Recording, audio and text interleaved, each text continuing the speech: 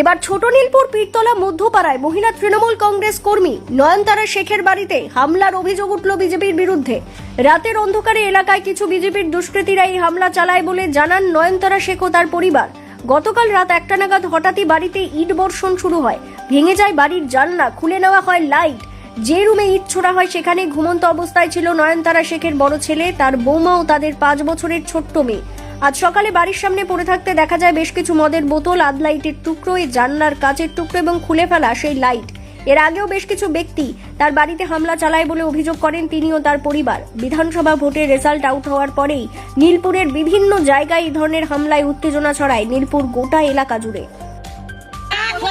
যুক্তি করছে যে নয়নতারাকে মারো, খড়িটাকে মারো, ওই বাবু বলে একটা লোক আছে আর ওই আসতে পারছে নয়নতারা ঘর বাইরে কেন এখানে বসে আছে যে এটা নয়নতারা ঘর এক বাপের বেটা হয় মায়ের দুধ খাবে সামনে এসে দাঁড়া আমরা সব একসাথে বসে তারা আমাদের ছেলে বড় ছেলে তার কোনো মানে নাই ভাঙচুর করছে। আমি আগে টিএমসি করতাম, আমি কি ভূতা পা লোকের কাছে আপনারা জানতে পারেন আমি কারো কাছে কোনো বিচার করেছি নাকি? আমি মানুষের উপকার ছাড়া কারো কোনোদিন ক্ষতি করিনি। রাত 12টায় দেখেছি, 1টায় দেখেছি, আমি তাদের যে উপকারই করেছি, কোনোদিন কারো ক্ষতি করিনি। আজকে আমার বাড়িতে কেন এরকম অত্যাচার হবে? কিসের জন্য হবে? তাদেরকে বলতে হবে হ্যাঁ নয়নতারা দিয়ে আমার বাড়িতে অত্যাচার করেছিল বলে আমরা করেছি, তার আমি মেনে নেবো। কিন্তু লোককে বলতে হবে, আমার সামনে এসে বলুক তারা যে হ্যাঁ আমাদের ক্ষতি করেছিল কাকিমা, তাই তোমার বাড়ি ভাঙচুর করেছি। বাড়ি ভাঙচুর করাটা প্রশ্ন নয়, ভালো করে কথা শুনুন। ভাঙচুর করাটা, বাড়ি ভাঙচুর করা বড় কথা নয়। আজ বাগি ভেঙেছে, কাল আমি 2000 টাকা খরচা করে বাগিয়ে নেবো। কিন্তু কাল আমার একটা ছেলের যদি কিছু সর্বনাশ হতো আমি কে তাদের দায় নেবো? আপনি বলুন। এই প্রতিকার চাই আমি, এই বিচার চাই, তবে আমি ছাড়বো না, কিন্তু আমি চুপ করবো না। কারা করছে বলে মনে হয়? এটা বিজেপিরা করছে। এখানে আমার পাড়া পেটবাসী কেউ করবে না, আমি সবাইকে চিনি। যেই করেছে বিজেপি ছেলেরা করেছে।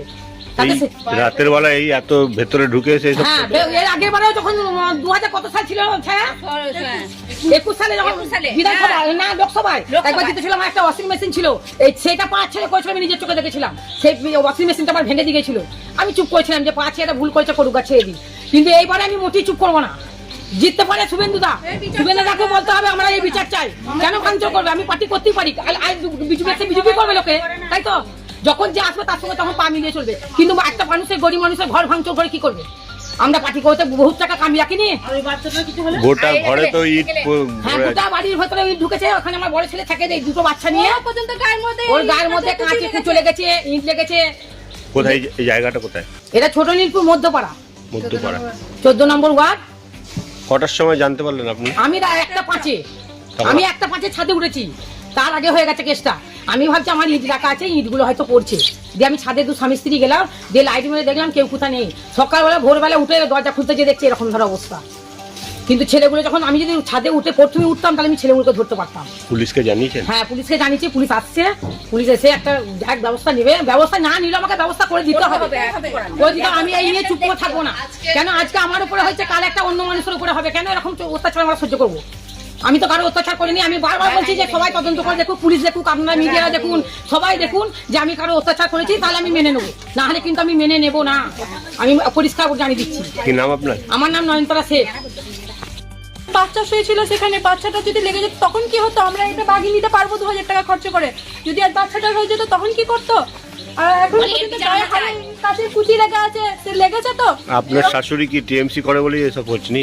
হতে পারে তাদের হয়তো কোনো ক্ষোভ আছে, রাগ আছে, নিশ্চয়ই আছে। তাহলে এরকম করবে কিসের জন্য? রাত 1টার সময় এসে ওইখানে এরকম নোংরাগিরি করেছে, মদ খেয়েছে, আর খেয়েছে, নোংরাগিরি সব ফেলে রেখেছে। ওরা করবে কিসের জন্য? আমাদের বিচার চাই।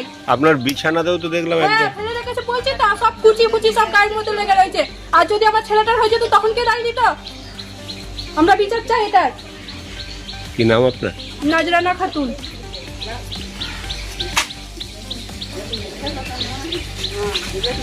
এই যে পাড়ার মধ্যে যে এরকম হচ্ছে, কি বলবেন?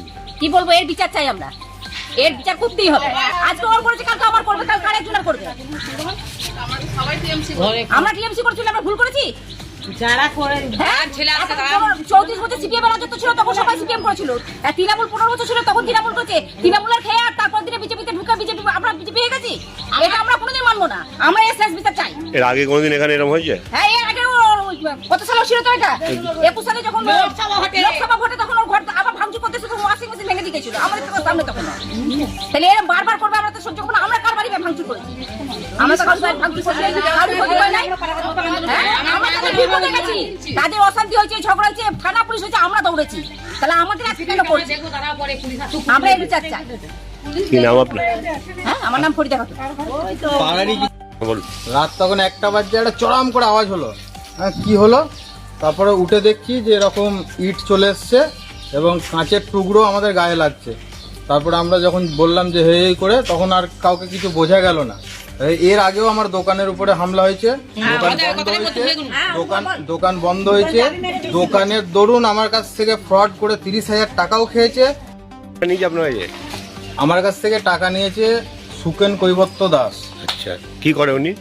উনি, আমি যেটুকু জানি, উনি টোটো চালক, বিজেপি করে নাকি? বিজেপি করে। কি নাম বললেন? সুকেন কৈবর্ত দাস। এমনকি কোথায় বাড়ি ওনার? জিনিস বিক্রি করে টাকা দিতে হয়েছে তাদের বটতলা। যেমন বটতলা চাপা সংলগ্ন পড়েছিল। এলাকায় মানে নীলপুর বটতলা। নীলপুর বটতলা। বারবার এরকম হচ্ছে আপনাদের উপরে?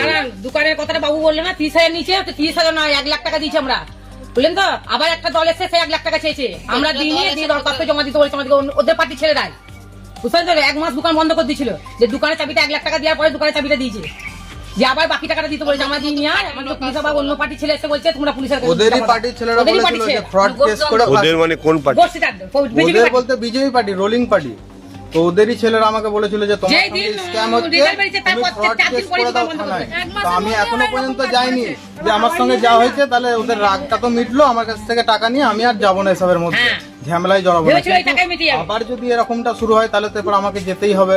আমি ওরা 1 লাখ কতদিন টাকা সহ্য খাওয়ার করবো? পরে তো বাড়িটা আমার ভাঙচুর করা উচিত হয়নি? আপনি বলুন, ভাই বাড়িটা কেন ভাঙচুর করলো? তাহলে আমরা তো আর মুখ চুপ করে থাকবো না, আমরা আবার মুখ খুলবো।